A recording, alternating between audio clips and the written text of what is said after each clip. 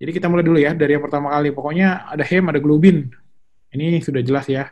Dia pokoknya satu hem itu berikatan dengan 4 enggak, satu kali satu Hb, maksud saya satu Hb itu berikatan dengan molekulnya 4 oksigen. Dia juga berikatan dengan 4 gugus hem yang masing-masing mengandung Fe.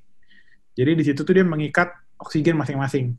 Tapi yang dilepas di jaringan itu cuma 2 dalam sekali sirkulasi. Karena kenapa yang dilepas cuma 2? Karena yang dilepas semua nanti pada waktu kalian tahan napas kalian langsung meninggal. Kita langsung meninggal, maksud saya. Kita langsung meninggal. Jadi nggak ada lagi keduanya. Jadi itulah alasan kenapa dilepasnya itu cuma sebagian, yaitu tujuannya agar kita memiliki cadangan. Jadi nggak betul-betul kita tahan napas lalu tidak ada oksigen yang beredar langsung sama-sama, langsung asidosis, langsung meninggal, langsung infak gitu. Enggak. Jadi itulah mekanisme memang tubuhnya, dia punya 4 rantai hem. Nah, tapi habis itu kita harus lihat, di situ ada rantai alfa, ada rantai beta. Kalau misalnya dilihat pada adult itu dan fetal itu berbeda, karena kalau misalnya pada bayi yang baru lahir, yang dominan itu rantai-rantai beta, karena dia itu masih ada HbF dari ibunya. Nah, nanti kalau misalnya sudah keluar makin banyak keluar kepake, dia sudah mulai masuk usia sekitar 30 hari ke atas, HbF-nya sudah mulai rendah. Jadi pada kasus HbF ini afinitasnya kan masih tinggi. Jadi kita tuh oksigen tuh tidak terlalu sito dalam memberikan pasien-pasien itu. Lanjutnya lagi adalah dewasa yang mayor, ada lagi yang minor. Ya. Nah, eritrosit itu ya tadi sudah lah. Ini kan usianya kurang lebih sekitar 3 bulan dan dia dapat turun 1 miligram per minggu. Makanya nih kalau kalian mau donor disarankan per 3 bulan sekali. Itulah alasannya. Jalannya saya rasa nggak usah terlalu pusing dan nggak usah dihafal. Prinsipnya tadi saya bilang kalau ketemu soal tuh 7L. Lemah, letih, lesu, lunglai, pusing, lemas. Pokoknya semua lah bahasa-bahasa begitu-begitu pasti keluar. Kecuali dia sudah berat.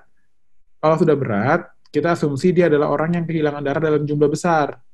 Pasti dia akan sesak nafas, nggak bisa aktivitas, tahikardi, penurunan kesadaran, sinkop. Pokoknya banyak banget keluhannya kalau dia sudah severe. Jadi, setelah kalian lihat, oh ada keluhan-keluhan yang berat, kita lanjutkan dengan pemeriksaan HB, HT, dan eritrosit untuk darah rutin. Makanya, kenapa selalu periksa darah rutin pada pemeriksaan-pemeriksaan awal. Ini nggak usah dihafal, serius ini nggak usah dihafal, kalian cuma perlu hafalkan aja. Kalau misalnya pada rata-ratanya female tuh kurang dari 12 dianggap anemia, kalau laki-laki kurang dari 14 dianggap anemia. Prinsipnya ya seperti biasa, kita harus lihat apakah dari pembentukannya yang bermasalah, atau penurunan dari elektrositnya yang bermasalah, atau destruksinya yang tinggi. Jadi kalau misalnya kita lihat, oh pabriknya oke, tapi dia anemia. Oh, apakah ada masalah dengan enzim lain? Oh, kehilangannya cepat. Oh, kemungkinan besar ini sito ya, berarti kemungkinan besar bocor nih. Tapi ini pembentukannya oke, nggak bocor, tapi kok turun terus? Oh, ternyata dia hancur dengan sendirinya lebih cepat. Nah, ini klasifikasi untuk menggambarkan dan menggampangkan dalam pola berpikirnya. Ini tadi sudah saya jelaskan, nggak usah terlalu diulang-ulang lagi, nanti pusing. Nggak perlu diingat, pokoknya anemia itu soalnya pasti keluar kalau KMPPD, dok. Tapi kalian nggak usah khawatir, karena biasanya dia mengeluarkan kata-kata kunci spesifik kayak sel pensil, sel target, helmet cell, retikulosit, nanti keluar kadarnya 2% kah, 1% kah, terus ada gambar-gambar kayak gambar-gambaran SADT yang khas itu, ada sel pensilnya, sel targetnya, kalau enggak gambaran talasemia lah, flebotomi lah, polisitemia vera lah, transfusi lah, splenektomi lah kalau dia sudah besar. Pokoknya begitulah, kaitan-kaitannya anemia tidak terlalu tapi pasti keluar sekitar 3 soal. 3 soal itu pasti ada sekitar itu. Pasti kalian sudah punya rangkuman-rangkuman contoh-contoh soal sebelumnya kan, dan kurang lebih sekitar 3 soal tuh anemia atau hematologi itu pasti keluar. Terus screeningnya, kalau laki-laki itu kurang dari 13, perempuan kurang dari 12, kalau ada laki-laki yang bilang kurang dari 14, prinsipnya soal itu nggak akan memberikan kalian suatu hal yang menyebalkan gitu, kayak misalnya 12,9 gitu, nggak mungkin lah, dia pasti kasihnya 12, misalnya dia bilang mau dianggap anemia laki-laki 11 gitu, jadi kalian langsung, oh iya, langsung ngeh gitu, dia nggak akan membuat soal yang menyebalkan seperti itu. Dan tadi saya bilang, hafalkan MCV, MCH, sama MCHC. Ini ada analisis khususnya. Ini, oh ya, Dok, kalau misalnya ada yang mau nanya, langsung aja nggak apa-apa ya. Misalnya ini adalah untuk mengevaluasinya, kalian bisa lihat ini adalah pemeriksaan-pemeriksaan khusus yang diperiksakan lebih lanjut, ada pemeriksaan khusus juga.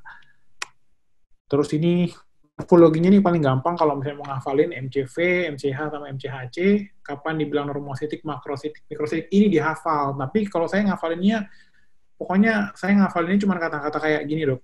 Karena dia jarang ngasih yang besar. Jadi saya selalu berasumsi bahwa 2 sampai 3, 3. Jadi saya ngafalin gini, Dok. 8 sampai 9, 2 sampai 3, 3 sampai 3. Jadi kayak ngafalinnya kayak kata-kata di kepala saya itu adalah 8, 9, 2, 3. Saya nggak pernah ngafalin 82, 92, nggak pernah. Karena saya punya asumsi nggak mungkin dia memberikan satu yang betul-betul angkanya itu kayak 26 gitu. Kayak, ih tipis banget. Gitu, nggak jelas nih. Gitu, nggak mungkin dia ngeluarin MCH-nya 26 gitu. Nggak mungkin. Jadi kalau misalnya nanti, lagian kita lihat aja kalau misalnya pada anemia, bahkan yang makrositik sekalipun, MCHC itu selalu dalam batas normal. Ketika kita bilang ini juga MCH-nya itu meskipun dia bilang 40 pun meningkat, tidak ada keterangan meningkat. Jadi yang saya hafalkan yang meningkat ketika kita bilang makrositik itu saya lihat adalah MCV-nya. Gitu. Ngerti nggak, Dok? Oke. Nah, ini dia. Kalau misalnya dibilang makrositer, kan berarti MCV tinggi. Saya ngafalin ini. Ini yang saya hafal. Anemia defisiensi besi, thalassemia mayor, anemia sideroblastik, adanya penyakit kronik, sama keracunan timah. Ini pada mikrositik. Kalau normositer, ini kan pokoknya sifatnya autoimun, hemolitik yang sifatnya gimana ya?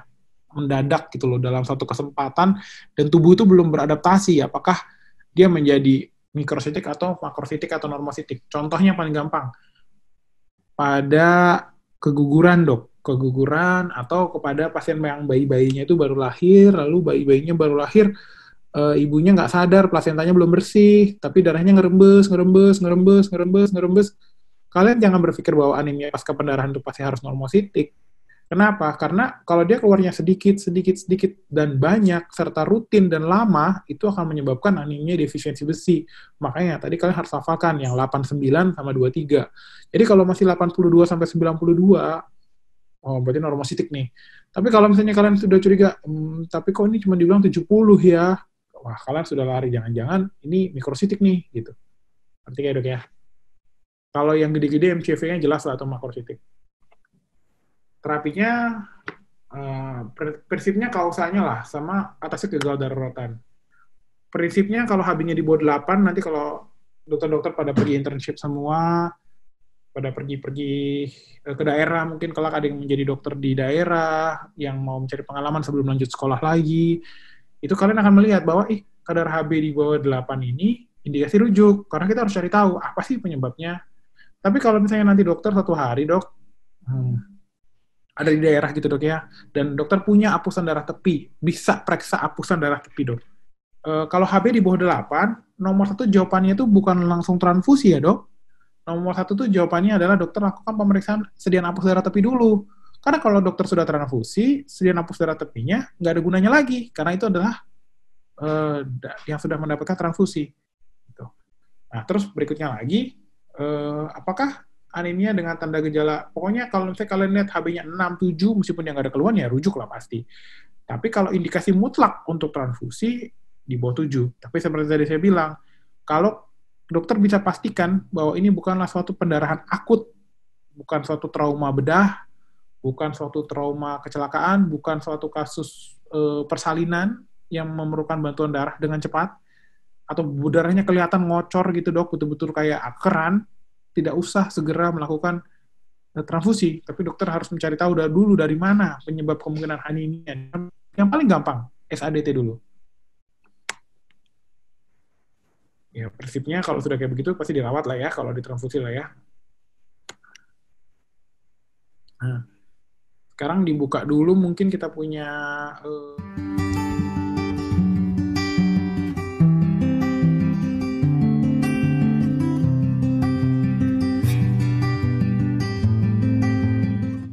B, C, dan D ya. Untuk yang B, Nah, langkah selanjutnya adalah kombinasi 3 obat, yaitu artinya apa? Sebenarnya dia sudah mengalami serangan. Berarti udah pasti jawabannya tricuspid. Dalam 3 detik, ada berapa kali sih jantung itu berdetak? Ini adalah si segmen ST. AVF-nya ini gimana? Kalau dia AVF-nya R-nya lebih besar juga. Ada keluhan, misalnya efek sampingnya dia nggak kuat nahan atau neurotransmitter yang si serotonin itu. Kecemasan penyakit itu atau illness anxiety disorder atau hipokondriasis. Otonom ya, termasuk di situ saraf yang mengendalikan, sama kayak yang buat medial, kebalikannya aja kesadaran mood. Kalau misalkan matanya ini, kalau cekungnya sudah di bagian penyakit dalam.